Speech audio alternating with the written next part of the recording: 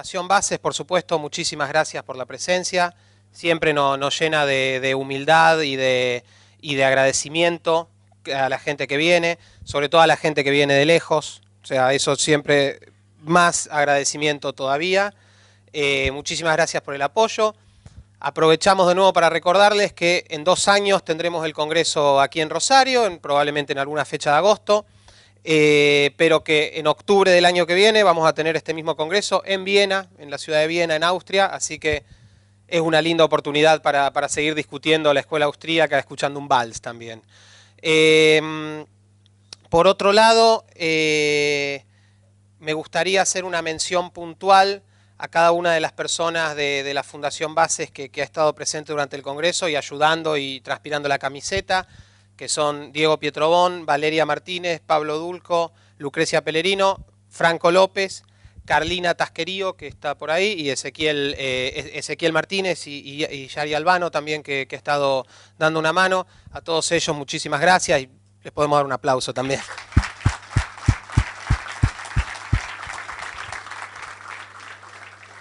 No me puedo olvidar, porque sin ellos sería imposible hacer el Congreso, a las autoridades de la UCA que nos permiten estar aquí en este campus que es magnífico, que es un campus de primer mundo, y a los sponsors del Congreso, a Relial, gracias a quienes, por ejemplo, Joselo, entre otros, ha estado en el Congreso presente, ha dado una charla y ha podido estar con nosotros los 3 días. Daniel Laud también, gracias a Relial, ha podido estar. Y Mauricio, por supuesto. Mauricio, no voy a decir tus simpatías futbolísticas, Mauricio, porque quiero que sobrevivas a este Congreso. Es hincha de Alemania. Relial, gran apoyo. La Fundación Atlas de Estados Unidos, por supuesto. El Free Market Institute, gracias a quienes hemos tenido a Alex presente aquí los 3 días. Y, sobre todo, la Fundación Naumann de Argentina. Muchas gracias a Jörg Dennert, que estuvo el lunes entre nosotros, a Marcelo Duclos, que nos acompañó los 3 días. Estamos muy agradecidos y sin todos ellos este Congreso no habría sido posible. También una mención especial a nuestros media partners, que nos ayudaron muchísimo a llevar las noticias del Congreso a todo el mundo. Por supuesto, primero y principal a Jeremías Morlandi y a República Económica, a Visión Liberal, al Pan Am Post, que también nos ayudaron muchísimo. Y bueno, ya no hay mucho más, no quiero extenderme 4 o 5 horas porque no va a ser aburrido para todos. Gracias, muchísimas gracias, en serio. Quedamos de la Fundación Bases, quedamos a su disposición para lo que crean que podamos ayudarlos. Estamos muy contentos que el Congreso, como nosotros queremos, ha servido de punto de encuentro para los liberales, no solo de Argentina, sino de Latinoamérica. Y un comentario más, perdón, muy importante que casi me olvido, una novedad muy grande que terminó de cerrarse en el bar de la facultad hoy a la mañana. Están presentes aquí Ana Sosa y Mirta Fretes, que son las nuevas embajadoras de Bases en Paraguay, son paraguayas, y vamos a abrir la Fundación Bases Paraguay. Así que están ahí, un aplauso para ellas. Así que bueno, que siga, esperemos que podamos seguir dando cada uno desde nuestros lugares, desde nuestros humildes lugares, la lucha por la libertad, y cuenten con nosotros para los que necesiten. Y sin más los dejo a Nico y a Alex para que cierren el Congreso. Y cuando ellos terminen, directamente nos vamos aquí a la parte de la recepción para tomar una copa de vino y compartir un último rato juntos. Muchas gracias.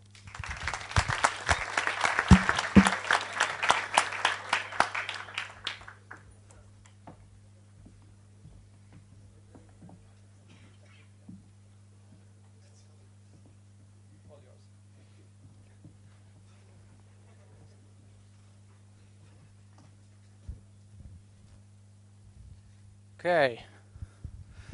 So as you know, Mayora couldn't be with us.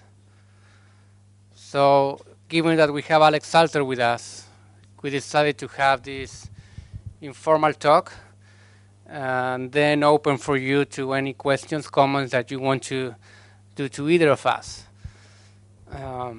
So welcome to Argentina. Thank you. Is that on? In the US, you don't know how to use a microphone. There are many things that I don't know. So what was the best part of Argentina between having Argentine steak an Argentine steak? That's a tough call, but I'm going to have to go with the steak. Okay. The wine was pretty good, too.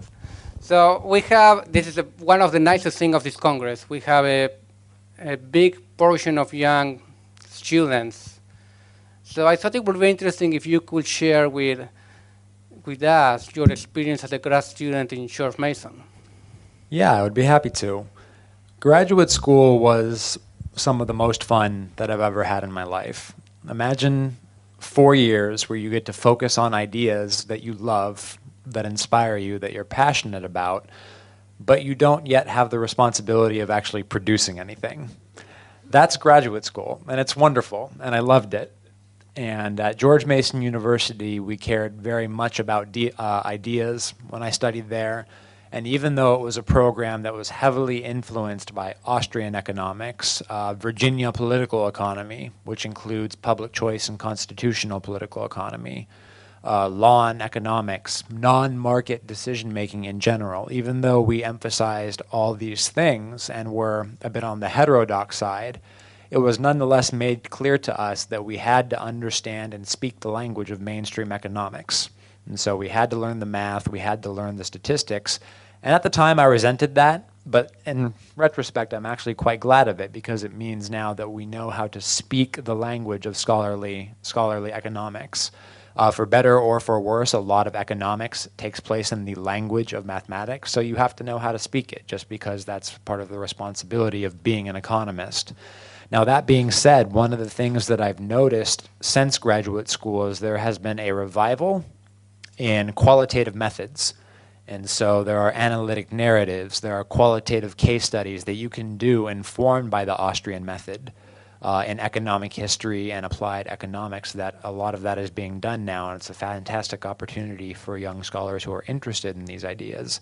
So just because you learn those methods to speak in with other economists does not mean you are limited to those methods. And I think it's just a very exciting development that we can study these things and talk about the ideas that we care about. Also very exciting, there has been in related fields like political science, and this again started in graduate school for me, there's been a resurgence of interest in rational choice approaches to the social sciences, in political science especially. So you can do rational choice models. You can do secret Gary Becker applied to political science and actually have expertise in that because you're an economist and talk to other people doing that. So that's another wonderful opportunity. If any of you are thinking about graduate school, the one thing that I would recommend you do is not make one mistake that I made. Start writing very early. Even if it's no good, you can rewrite it. Write down your ideas, good and bad. Write down any thought you have. Write every single day. And don't wait for a professor to approach you and say, you're going to write with me. That's what I did my first 2 years of graduate school. I sat around, I twiddled my thumbs, where are the professors? Why am I not writing with anybody? And then I eventually realized, I'm running out of time. I better start writing something. And once I did that, everything started going very well. But understand that in graduate school, the burden is on you to find professors and faculty to work with. You have to put yourself out there. And don't be afraid of having your ideas criticized. My first graduate student presentation was a disaster. It was very, very bad. I mean, I can't even tell you how much bad criticism I got. And people came very close to saying, Did you cry? Just burn this. I didn't. In retrospect, maybe I should have, but keep in mind, I'm a first-year graduate student, so I didn't know enough then to realize how much trouble I was in. I was like, this is mild criticism. It's fine. No, it was bad. But I took the criticism, I rewrote the paper, and 2 or 3 months later, I got it published. So that's exactly what graduate school is about, learning how to do that. Don't be afraid of the criticism. Embrace the criticism. Learn to separate the person from the ideas. In general, that's the single most common trait of the successful scholar. Learn to separate the person from the ideas. It's perfectly fine to criticize ideas, even harshly. That's not personal criticism, even though it does feel like that sometimes. Right? You have a paper, you have a book, it's your baby. You don't want to see people rain on it, but sometimes it's going to happen. That's part of the process. So you said something very important. Start writing soon. Just write. And what I remember from my experience, writing is also a learning process. It's like, I don't know if this is right, but it's like painting, and you do your first painting, and it looks awful. But then you keep trying, and eventually something is there that you can call art. So besides this, what do you think is the most important advice you can give to future grad students? Besides write every day? Yes. I'm Every tempted- day you need to write every single day. I'm tempted something. to just repeat that 4 or 5 times. Read widely. Eventually, you're going to need to specialize and write a dissertation, but there's no need to go into graduate school having a concrete idea of what you want your dissertation to be on. I'll give you a tip that might be, I might be blowing the lid on this, I might be revealing a secret. In my graduate school application, I said, I want to write my dissertation on Austrian business cycle theory, and I want to write it under Larry White, and I want to do these specific things. Well, not really. I didn't know I wanted to do that. I just thought that they wanted me to say something specific so I could credibly commit to the idea that I knew what I was talking about. I didn't know what I was talking about. It's okay to read widely as a graduate student. You should have a grasp on multiple areas within economics and social science because you're going to need to find a topic they are ultimately comfortable with writing on for 2 years. That's usually how long it takes to write a dissertation. Whether we're talking about a book, whether we're talking about 3 or 4 journal articles together, it usually takes about 2 years to get all the drafts, to get them edited, to get them into a form where it's an acceptable final project for your PhD. If you're going to spend 2 years on it, you better know you like it.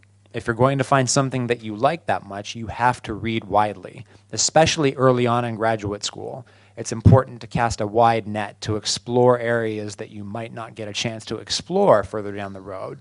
Graduate school is all about finding your voice as a scholar, and while you want to start writing as soon as possible, by the way, on that idea, set yourself a reminder. Make yourself write 300 words every day.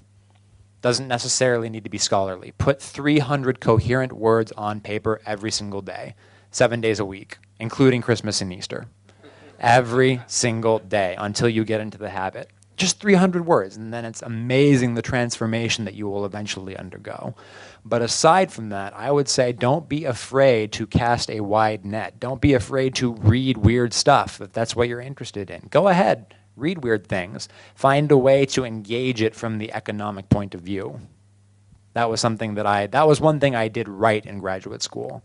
Not because anyone told me to, but just because I naturally have kind of weirdly eclectic interests, even for an economist. But it served me well, and I would encourage you to do that as well. I think that's good advice. Well, do you have anything to add? You're a quite successful scholar, so I'd like to hear your thoughts on how you should approach graduate school. I will guess it will be in a very similar fashion, actually. My first advice when someone asks me how is it going to grad school in the US, going through the doctoral program and so on, it's like, without saying it's something easy to do, of course, I don't want to give that signal, but the most challenging thing is persistence. This is something that you have to want to do. If you don't want to do it, that's reason number 1 for failing. You want to know what reason 2 is for failing? You don't want to do it. And reason number 3, you don't want to do it. So when I went through grad school, most of the students that didn't fulfill the program is because they weren't that committed to go through the program, other than maybe unexpected health issues or things that you are out of your control. Now, once you are there, I totally agree. You need to read and you need to write. You're going to read your writing, you're not going to like it. So you write it again. And eventually it becomes more like a second nature, and it's more fun and it's more easy. Also, start early. Don't wait until the end to try to guess what your dissertation might be. My first papers came out in my first year of grad school. That meant by the time I started working on dissertation, I had some experience on this scholarly writing, challenge. So start early. It doesn't matter. But he's the guest. So now I want to go back to Alex. And we had an idea of how your experience was, your advice, which I think is pretty good advice. And remember, if you're thinking in going through a program like this, by the time you graduate, if you are published, you're in the top 5% of other grad schools, other grad students. Most of grad students go out of grad school with 0 publications. My first reaction is, what have you done the last 4 years? Solve models? How that makes you different to anyone? Where is your work? And there is no reason why you cannot have 1 or 2 publications by the time you are out of grad school. So, how did you came to meet these crazy free market ideas? The short answer is purely by chance. So when I was an undergraduate, I went to a small school in Los Angeles, a liberal arts school, exclusively a teaching institution called Occidental College. And it has the distinction of being one of the only liberal arts colleges in the United States that's also in a major city. Most small colleges in the United States are out in rural areas. Occidental was very close to downtown Los Angeles in a very hip, cool neighborhood. So as you can probably guess, from that environment, the urban locality and just sort of the general flavor of academia, everyone who was not a professor in the economics department was a communist. The economics department, though, was very good, just standard neoclassical price theory with an emphasis on unintended consequences, trade-offs, rational choice.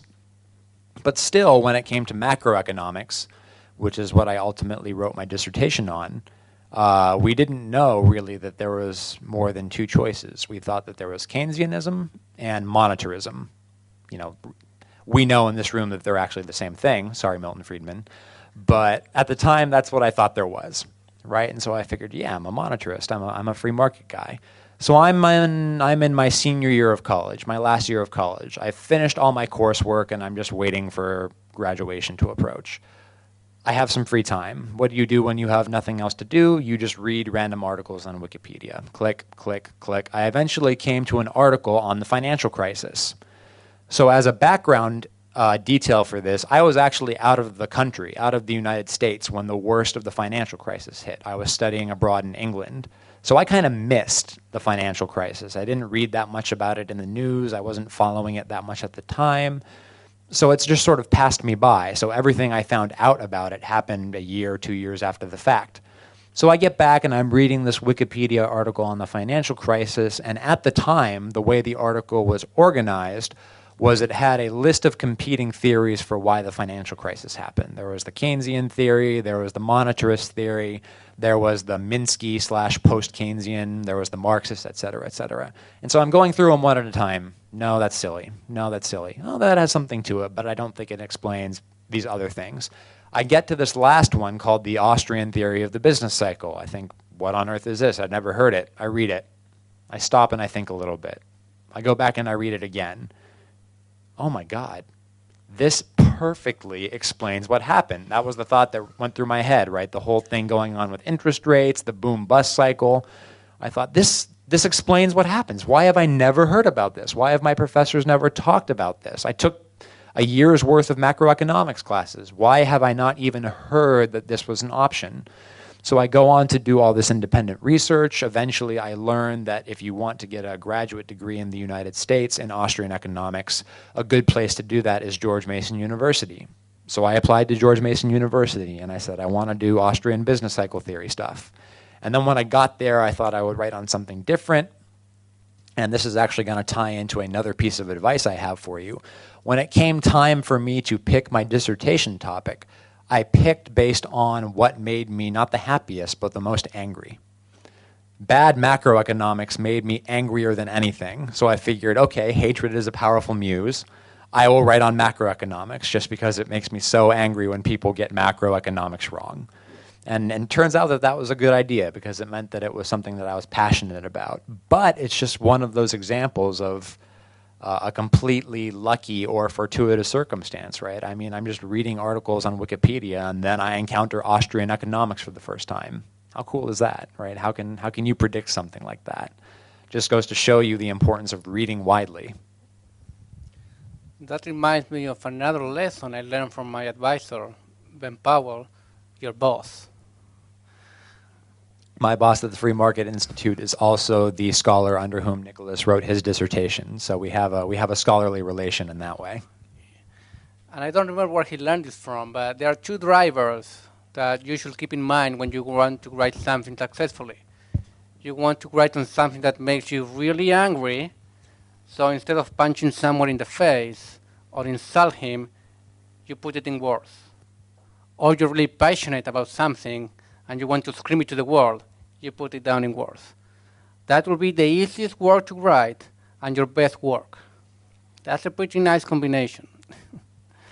So you mentioned this, you run into this Austrian business cycle theory, and you were asking yourself, like probably most of us in this room did, like, how is it possible we never heard of this? And we worked on this 2 or 3 years ago.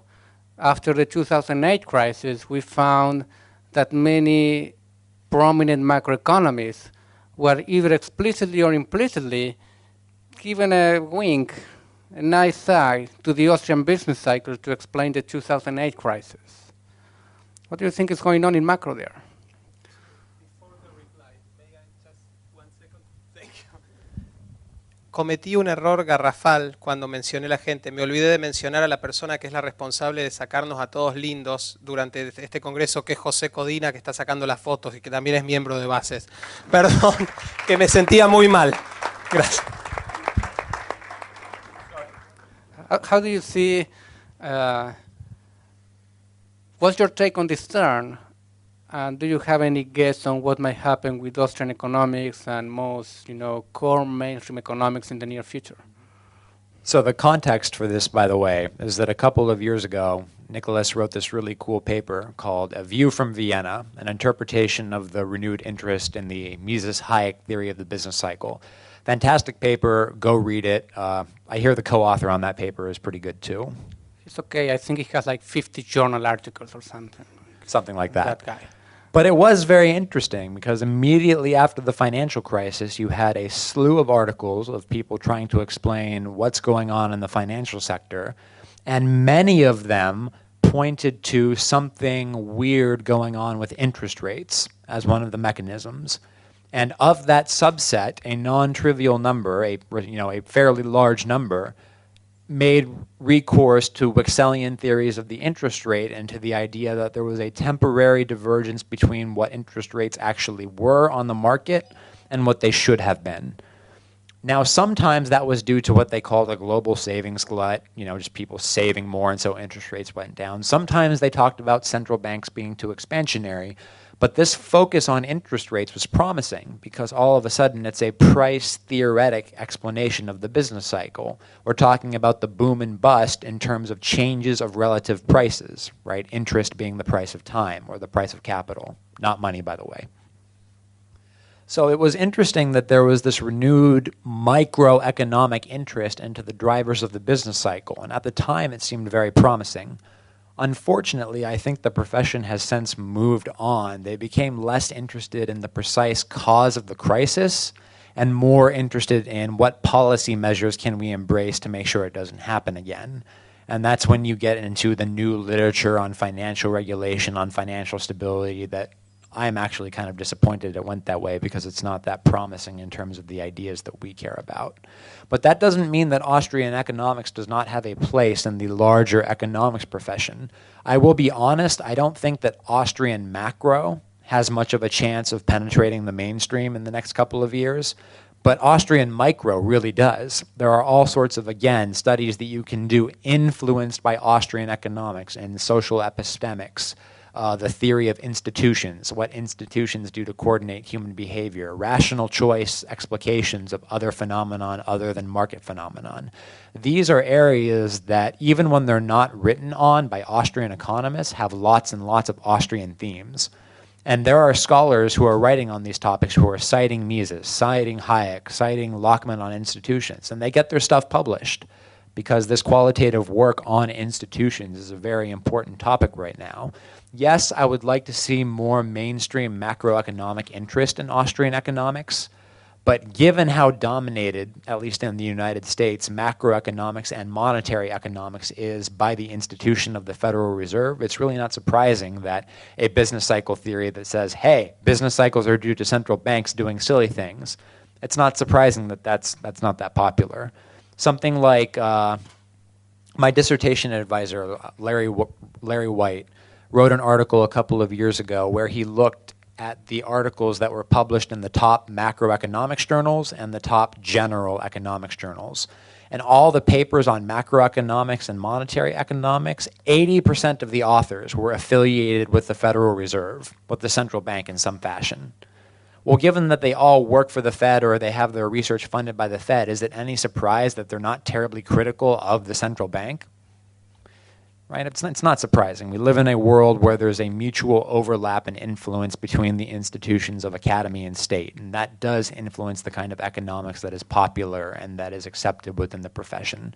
So while I'm not optimistic about Austrian macro becoming mainstream macro, I am optimistic about Austrian micro making significant scholarly contributions, even in the top economics and social science outlets. Did you say that central bankers can actually make mistakes? No, I would never imply that. Oh, okay. I mean, it's just random, right? We have rational expectations, and so we don't need to worry about errors. Accidents happen. Okay. So on a side note, Alex was talking about micro foundations, Austrian micro and so on. There is a recent note that the review of Austrian economics published by James Buchanan, and he was referring to Hayek in the 1930s, saying at that time, when the Keynesian wave was starting, Hayek was one of the only ones, if not the only one, to have a business cycle theory based on micro foundations. Micro foundations understood in those times, meaning changes in relative prices. And if you're an economist and you think like an economist, you are thinking in changes of relative prices. If not, you are doing something else, not economics. Today, micro foundations means the representative consumer, the representative firm, but at that time, Hayek was the only one keeping a relative price story in business cycles, and that's not a minor thing. But maybe before moving on to other topics, I'm sure that many people in the audience will like to hear something about your dissertation, your topic, to have an idea of how that may look like. Maybe you can say a few words. Sure. So after I just got done expressing pessimism about Austrian macroeconomics, I'm going to go back and talk about Austrian macroeconomics. So that's kind of funny. I ended up writing my dissertation under Lawrence White, who I just talked to you about. And in the United States, at least, an economics dissertation is almost never a book. It's usually just 3 essays on economics put together. We joke and call it 3 essays in search of a staple, right? That makes it a dissertation. So I had 1 paper on lender of last resort theory. I had 1 paper on monetary rules. And I had 1 paper on political interactions between the financial sector and the Federal Reserve. And each one of those papers was inspired by a different one of my dissertation advisors. So one was inspired by Larry White, who chaired it. Another one was inspired by Peter Leeson, who many of you may know as one of the leading scholars in the world, not just within Austrian economics, but one of the world's leading scholars on law and economics and rational choice economics and the economics of superstition. And then also my final paper was influenced by Richard Wagner, who is widely regarded to be James Buchanan's greatest living student, who worked with James Buchanan for a lot of his career. And so in consultation with these 3 great scholars, I developed each one of my papers on a macroeconomic topic, applying the Austrian approach, which was, on the one hand, it's recognizably economics, and that it makes heavy use of relative price explanations, but it's not excessively formalistic. The problem with most mainstream economics is that it confuses the language for the substance. It becomes so focused on the math and statistics that it loses sight of the economics. The economics is all about rational choice and relative prices. Math and statistics in service of these things can be wonderful, beautiful, incredibly powerful tools. but they can't be used as mere ornamentation, which unfortunately they are so often these days. And so I wanted to write a dissertation that really embraced the subjectivist, marginalist approach of the Austrian school, but actually applied it to concrete contemporary problems in economics, political economy, and macroeconomics. So that was the way that my dissertation ended up working out. I worked closely with each of my advisors on each one of the 3 chapters. Fortunately, I did not work so closely that they made me give them co-author credit. So all of my dissertation chapters were solo authored, yay me. And ultimately, it worked out very well. It was a very rewarding experience writing my dissertation. One final note, since I brought it up, for people who are considering graduate school in economics and want to consider the role of math and statistics in writing your papers, my advice to you would be, if you're going to use these methods, make them count. Math can be most powerful in economics models when the development of a mathematical model yields testable, I put that in quotes because you can't run controlled experiments in the social sciences in the same way, but you know what I mean. When the model derives testable predictions that would not be intuitable or knowable without the use of math. So if you go read a mathematical economics paper these days, they write down a model and they derive testable implications from the equations. But then if you read it very carefully, you realize that the testable implications, you could have gotten it without the math. It's just intuitive. It's just the economic way of thinking. So the math isn't really value added. It's sort of ornamental. It's a decoration. There's no point in doing that, right? It's just flash. There's no substance to it. But every now and then there is a paper that uses the economic way of thinking and uses math to build a model that, even though it's consistent with the economic way of thinking, yields a prediction about the way the world should work that is not obvious, that is highly counterintuitive. But when you look at it in light of the economic way of thinking, you actually see it's very subtle and beautiful. That's very powerful. That's the kind of economics that Gary Becker would do, or Bob Lucas would sometimes do. And so that's the best use of economics, mathematics and economics. And when it's done well, it can be astounding. But I don't think that you need to use these methods. I have written 50 plus papers. One of them has a regression and one of them has a formal mathematical model. So 2% of my papers do what most economists do in every paper. You don't have to do that for all of your papers. Shame on you. I feel bad about it sometimes myself. One of the funniest anecdotes I remember from reading history of math is how people did math in Middle Ages. They didn't have computers, they didn't have calculators, there was no smartphones, so they will have this thing where 2 mathematicians will get together and have a competition with each other. And the judge will give them like a polynomial equation. And it was like, solve it. They didn't have algebra. How do you think they did it? Explain step by step, on the spot, how to solve the equation, and then the judge will decide who is right. Now, once you develop algebra, you can do that in a much more pragmatic way. And this is where we should be careful. More pragmatic methods doesn't mean it's more scientific or more precise or anything else. It's more pragmatic. So don't confuse pragmatism with substance. So before maybe moving on to like what's going on with monetary policy these days and so on, if you were to have a crystal ball, how do you see today and where the Austrian school is going in the maybe near future or in the next few years? How do you see this movement these days? Very difficult question. Thank you. My best prediction would be continued steady growth.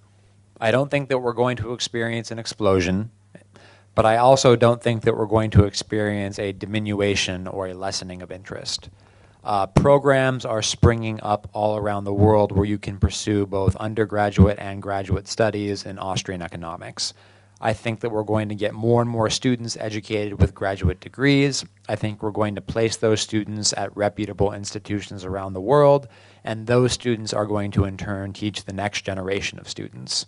And so at least for the next 10, maybe 20 years, I think that we're going to observe a heartening but perhaps unremarkable phenomenon, which is just continued steady growth.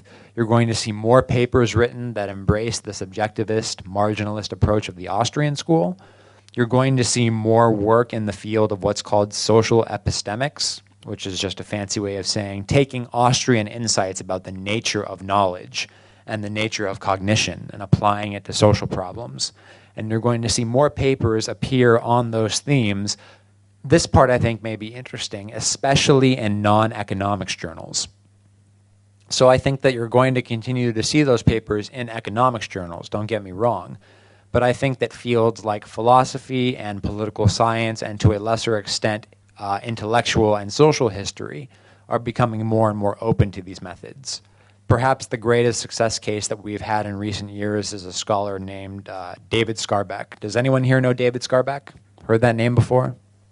You've heard of him? I'm shocked. Yes. So David Skarbek got his degree at George Mason University, and he writes about the economics of crime. He's one of the world's leading experts in prison gangs, and he actually went and did field work in prisons about how prison gangs self-govern. Because if you go and look in prisons, it turns out that the formal authorities mostly don't actually provide any governance, and yet the prisoners have these economic problems that they need to solve, so they need to come up with the institutions to govern themselves. And he's done brilliant work on this. Go read his book. It's called The Social Order of the Underworld. I highly recommend it to all of you. So even though he has an economics PhD, he is now technically a political science. He's a faculty member of political science at Brown University, right? An Ivy League appointment. That's a huge deal. That's maybe the best faculty appointment that George Mason has ever gotten. But he got it by pursuing these Austrian themes in non-traditional areas. So it is definitely, if you go and read his work, you'll look at that and see, oh, it's economics, rational choice, relative prices, all the good stuff that we like. But he talks about it in a way that political scientists and philosophers see their subject matter in his writing. And so he's been able to make a huge name for himself and be very, very successful in his field.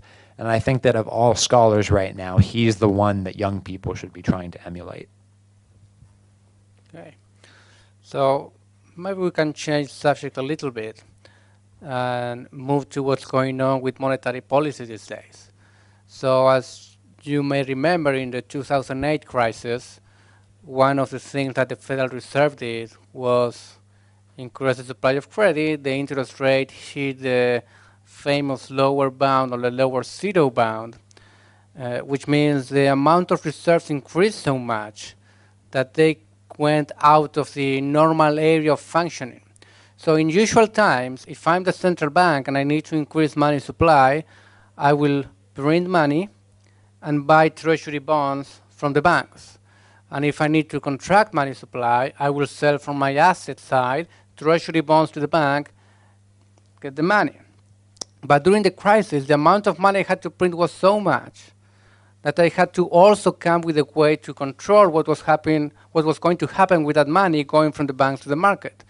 So I start to pay interest on reserves, which means if you're a bank and you have a bank deposit at the Fed, I'm going to pay you interest on those deposits.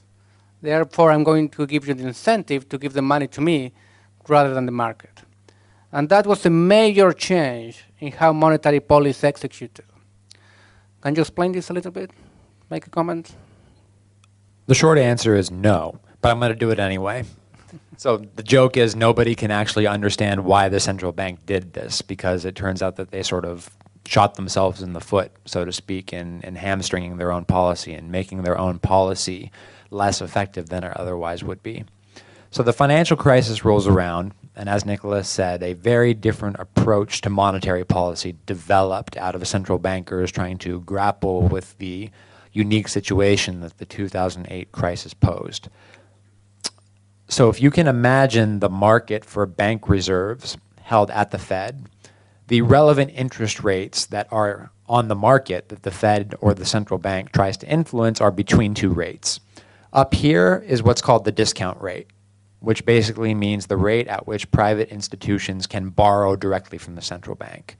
There's no reason for market rates to rise above that, because if they did, private institutions would have no incentive to engage in those kinds of transactions. They would just borrow from the central bank because it's cheaper. Down here, right above the zero lower bound, is the interest paid on reserves.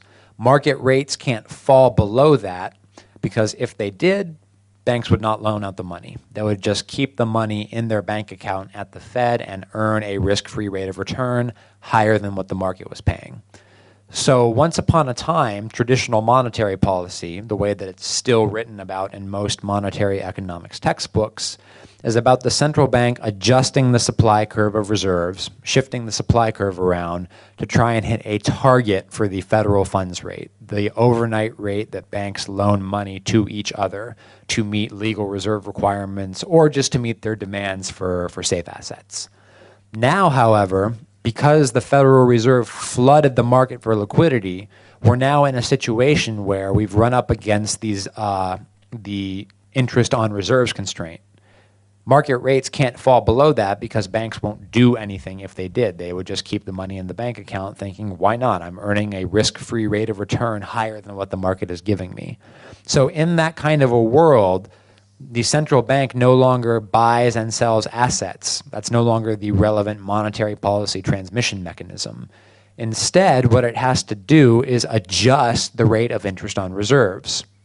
So if the Fed wants to engage in one kind of monetary policy, it will just say, I'm raising the interest rate we pay on reserves. That would be contractionary.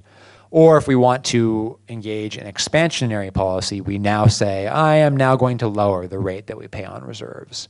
And so it's a little bit worrying because in the old model, the model that I think was better in terms of central bank operations, the central bank was not a price setter. Instead, it acted within markets to try and nudge markets in the direction that they thought they should be.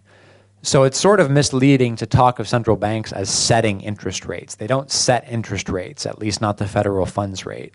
What they do is, we think the interest rate should be around here, and now we're going to act in the market until the market rate approaches what we think it should be. It's called a target policy. But now, central banks are actively setting interest rates. It's kind of a form of low-scale financial central planning. And for all the reasons that Mises talked about, for all the reasons Hayek talked about, that just doesn't work very well.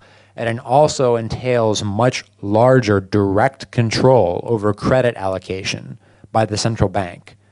And that should worry you, because during the crisis, we frankly did see credit, scarce credit that the market would like to see allocated, instead preferentially allocated to politically favored banks. That's a problem. We don't want that to happen. We want central banks to be removed from the political process. We don't want big politically connected banks to be first in line to get cheap credit. Because if everybody knows that that's going to be the rule in a crisis, it's like what I talked about just yesterday, nobody has an incentive to economize on risk. Why not load up on risk? Again, flip the coin. Heads, the risk works. You make supernormal profits, very, very high profits. Tails, someone's going to bail you out. It's the taxpayer's problem, not yours. So I think what we have now is a further institutionalization of the problem of moral hazard, which is why I'm frankly pessimistic about the health of the financial system going forward, unless the Federal Reserve can find a way to shrink that massive balance sheet. So I have no idea what the Fed is going to do to solve that problem. Maybe you could say a few words on that? Why are you looking at me? You're the expert.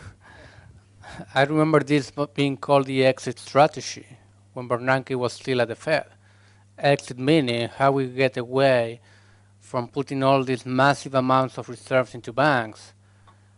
The detail is that he never explained what the exit strategy was actually about. And I think we don't still know if there is any exit strategy, how it looks like. And the reason for that is in my reading, the Fed doesn't know what they want to do. I feel they are conflicted between keeping this new world of working in what is called the channel policy or the floor system, where you change interest on reserves instead of changing the amount of reserves. It's like having the demand and supply line in an horizontal shape. So if you change the amount of reserves, the interest rate doesn't change. So you need to change the position of the floor and the ceiling. That's what the Fed is doing today. But that means you change those rates, and reserves are not changing. So you don't have any effect on the economy. So you find yourself in a policy world where you have no effect. So you need to find a way to go back to the previous world where the reserves are not so much that you're working in downward sloping line of reserves so that you can change reserve and have an effect through interest rates on the market. And I'm not sure they are thinking too much or they have a clear idea of how to go back there. Now that I made this comment, I forgot what I was going to ask you. Oh, I just remember. Okay. So we had the 2008 crisis, probably the biggest one since the Great Depression. And characteristic is that we have a super big crisis without high inflation in the years before that. And every model we study is going to tell us if you are doing things wrong, if you're having a positive nominal shock, you're going to have inflation. That's your signal that you're doing too much.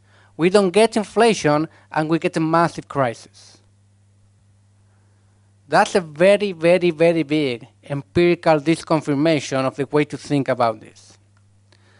But that also is saying that the price level, stability rule might not be the right policy rule for a central banker. What might be a good rule for a central bank other than price level stability? I think you're right about that. Every now and then. Every now and then. So in a world where we have central banks, which means we're necessarily in a world of the second best, because ideally you wouldn't have a central bank, you would have a completely free market in money and finance. Given that you have this central bank institution and it's going to have a rule that it wants to follow for stabilizing the economy, I think the best thing that it can do is take a page out of Hayek's book, Prices in Production. It was Prices in Production where he wrote about the effective money stream, right? Yes. So 1933, Hayek revolutionizes the field of economics as it then existed by publishing his LSE, London School of Economics lectures, under the title of a single book, Prices in Production. And it was one of the first, as Nicolás mentioned before, relative price explorations of why you observe economy-wide trade cycles, booms and busts. One of the interesting things that he talked about in those studies was the idea that for macroeconomic stability, for the nominal stability of the economy, what you would want is what was called a stable money stream. So if you think about the equation of exchange, M times V equals P times Y, P is the price level, lowercase y is real GDP or real income, their product is equal to, by definition, nominal GDP, final income in the economy at current market prices. The idea is you would want to stabilize the left half of the equation, M times V, the money supply times how fast it circulates, or how many times on average a dollar changes hands in a given time period. And by doing that, you can maintain what is called monetary equilibrium. You maintain monetary neutrality. You enable money to facilitate trade, to serve as a medium of exchange, without having Cantillon effects, without having changes in the money supply affect the allocation of real resources at the margin. So nowadays, that's being re-theorized by thinkers like Scott Sumner, and of course, Nicolás, you just wrote a book on this, on nominal income targeting, which is a more macroeconomic, conventional Chicago school approach to the problem. But nonetheless, there are lots of Hayekian themes in there. The basic idea is changes in money demand should be met by central banks with equal and offsetting changes in the money supply. And that's how we can get rid of demand-side business cycles, big swings in aggregate demand messing with the final real goods and services economy. There's really nothing that we can do about supply shocks. If there's a negative oil shock, we're going to have a recession. It's just going to happen. There's absolutely nothing that monetary policy can do about that. What monetary policy can do is undo changes in the demand to hold money, because changes in the demand to hold money are almost always changes in the composition of assets that people want to hold. And central banks are well posed to meet that demand, to make sure that economic activity continues at its usual pace without there being a costly adjustment process necessary. So if we have a central bank, I think the best rule is not actually a price level target. Because again, if you have a price level target, that can actually amplify recessions, artificial busts or artificial booms. Right? Imagine you have a price level target, or what's really the same thing when it comes down to it, an inflation target. Now imagine there's an oil shock. Everything gets more expensive. So the economy as a whole will have fewer real goods and services, and all those goods and services will be more expensive, right? The kind of thing that we talk about when we talk about stagflation. Well, if a central bank had a price level target, what do they have to do? Price level's gone up. Inflation has gone up. We have to contract the money supply. But that will further depress real income in the short run. And so you have this negative effect on final goods and services from the supply shock, and then you have a negative effect on final goods and services coming from central banks following a price level target. So you really get punched in the face twice. The second one is the one that policy can control. If you have something like an oil shock, you're going to get punched in the face once. There's nothing you can do about that. The only thing you can do is not hit yourself in the face a second time. So my advice to central banks would be don't punch yourself in the face. That's a funny way to put it. I thought it was rather poetic. Yeah, I know you have a poetic side. Poet, and I didn't know it. So basically what you are saying is if you're having a negative real shock, there is no point in adding to that a monetary disequilibrium shock. It's like if you are New Orleans and you're hit by Katrina, you're hit by Katrina. Monetary policy is not going to solve that. Okay. Again, since you just published a book on this topic, are there any thoughts that you would like to add? I would hate to steal the opportunity from you to give us your thoughts, since you are an expert. Maybe you have written that book. That was very well explained. So this policy that Alex is talking about in recent time has been called NGDP targeting. The most broad term will be nominal income targeting. And it's actually not a new idea. It was a very common position before the Phillips curve and the Keynesian revolution took off.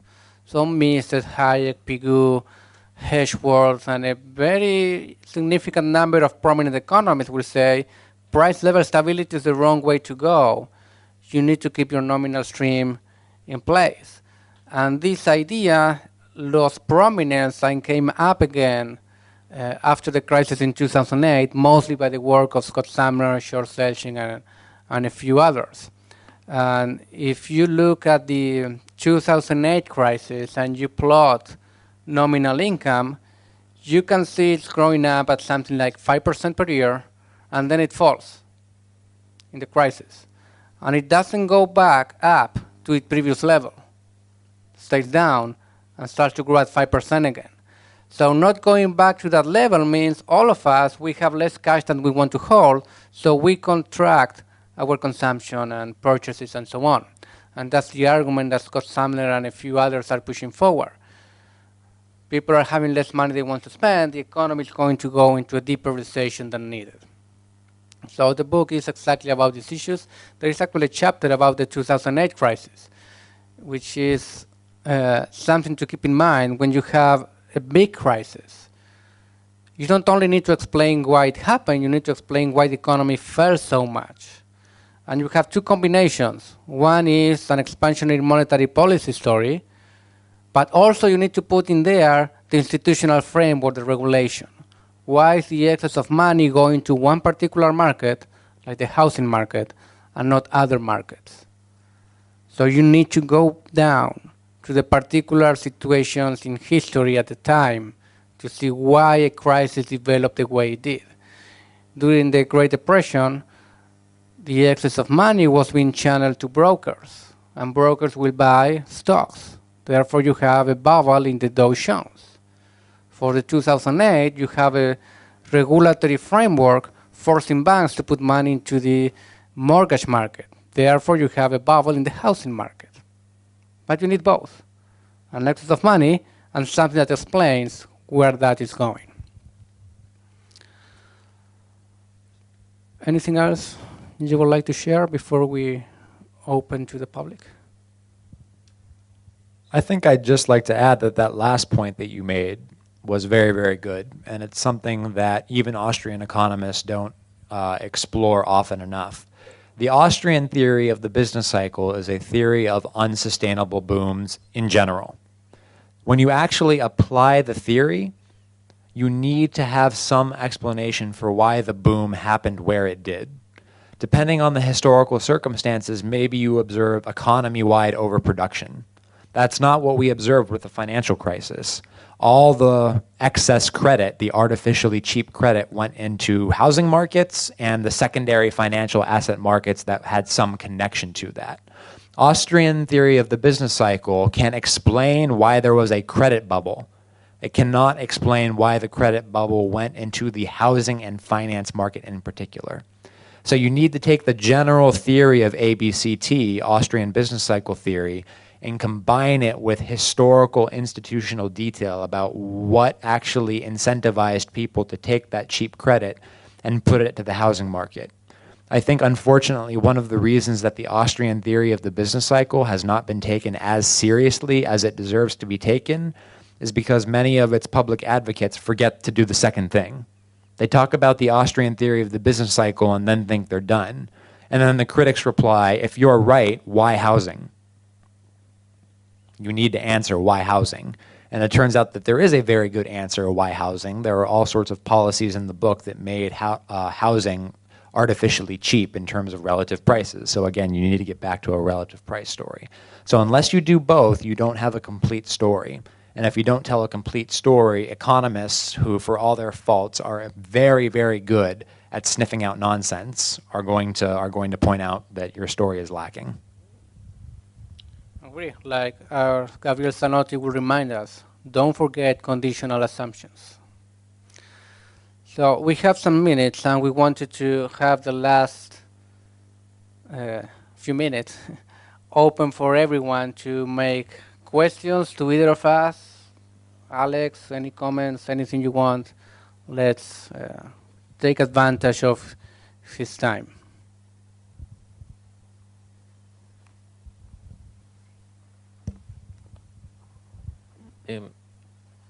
I'm curious if you, with so many papers published and so many journals you have participated in, have found, for example, one paper or article or whatever that uses Austrian School of Economics in connection with, for example, objectivism or some area of the Ayn Rand philosophy, like a mix or at least the two visions. Something like, for example, George Reisman would do in his time, but I refer nowadays. I seem to recall a book called, I believe the title was Philosophers of Capitalism. And so that was sort of a general overview on the philosophic foundations of the Austrian School of Economics and what it had in common with Aristotelian realism. And so since it talked about Aristotelianism, it also talked a lot about Ayn Rand, who was an Aristotelian. There was another book, and I'm being completely unhelpful here because the title is completely escaping me, but it explicitly focused on Aristotelianism and Austrian economics, and looked for similarities and differences between the philosophy of Ayn Rand and the philosophy of Ludwig von Mises, who was really more coming from a Kantian background. And so I would recommend that one book. If I could remember the title of the second, I would recommend that one too. I don't remember any journal articles that do that. You might try the Journal of Ayn Rand Studies. There is a Journal of Ayn Rand Studies by the same name that has stuff on that. Yeah, nothing beyond that is coming to mind. Can you think of anything? No. Sorry. All right, well, those two books then.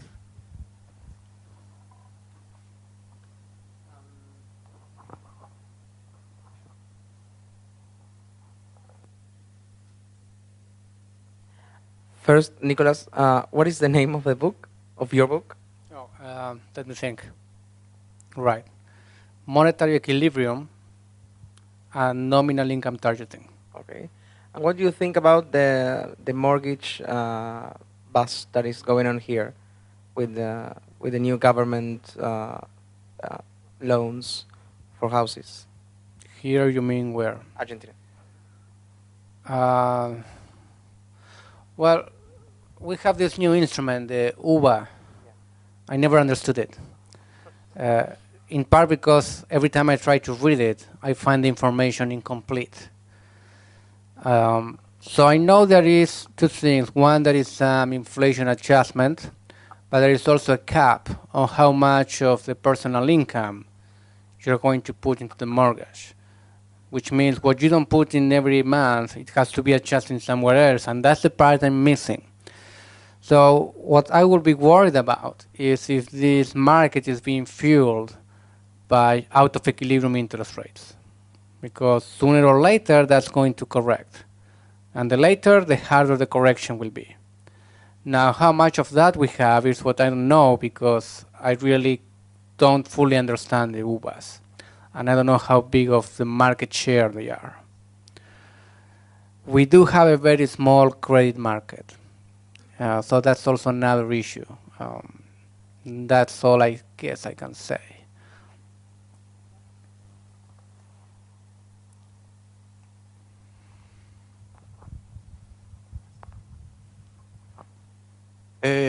When you were talking about the Great Recession and the work of Ben Bernanke with it, did you mean or did you say that not necessarily every monetary or credit expansion creates or generates automatically inflation?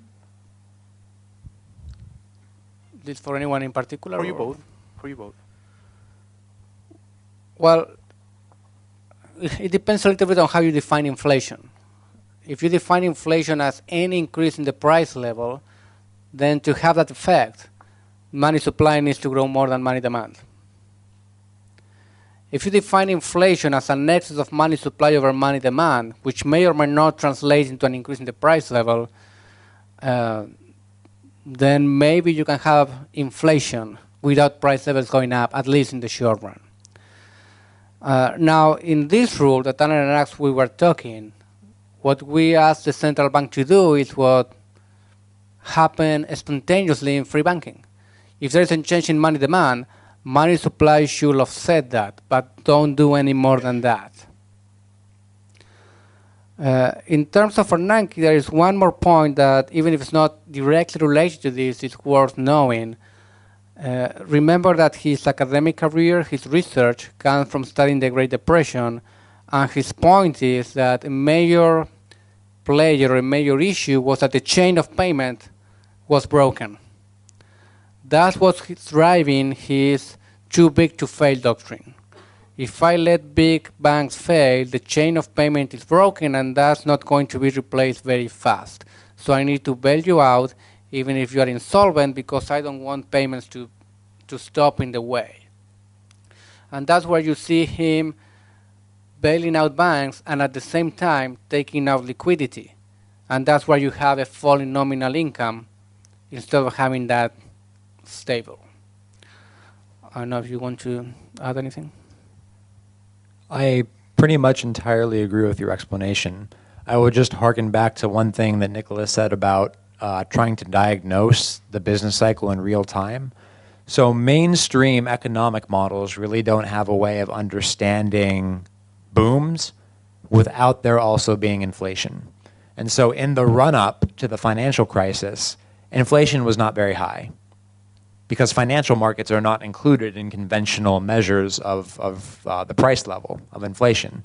So you had this big run-up in asset prices and housing prices and the financial assets based on that. But the new money, because of the institutional particulars, I should really say the new credit went to areas other than final real goods and services.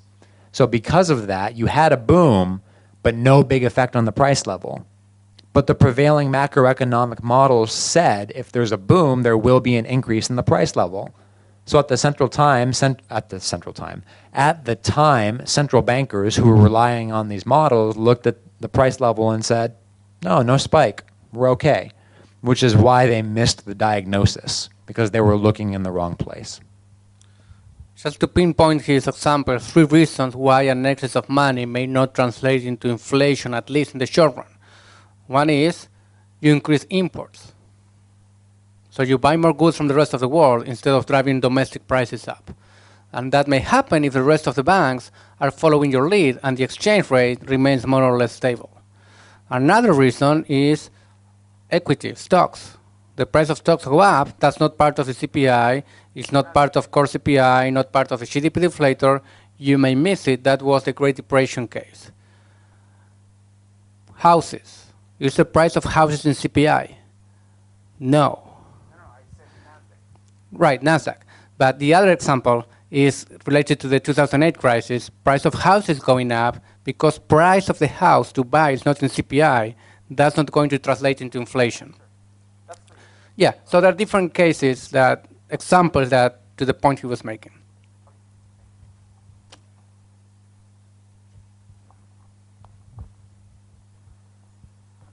Well, Nicolás, I suppose that you are an Austrian economics because by the influence of many people, and especially of Juan Carlos.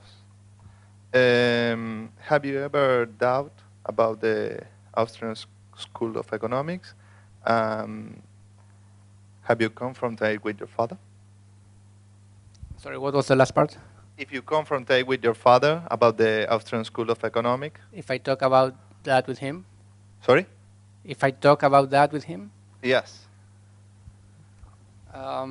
No, I never doubted. That doesn't mean that there are no better and not so much better Austrians. The same way that you have good and not so good economists in other fields of study. But the way I try to explain this is we need to understand the world. In our theories, we need assumptions. It's like a map of the Argentina country or the US or any map, right? Any map is not real size. Wouldn't make sense. A map is smaller. So we make assumptions and we simplify reality to have a smaller piece of paper with a map that is translating to us the shape of the real world. Other fields or other school of thought, in my mind, the assumptions they use, they change the reality. So the map I see is not a reflection of Argentina anymore. It's something else. It's what we call science fiction, right? Another world. What I find interesting in the Austrian school is that the assumptions they use to explain the economic phenomena is a simplification of the reality we want to understand. It's not changing the reality we want to explain.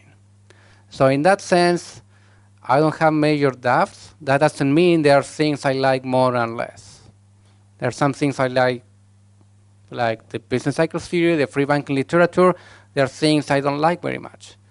And that doesn't mean that other school of thought doesn't have anything to say to understand this. But I'm afraid we ran out of time.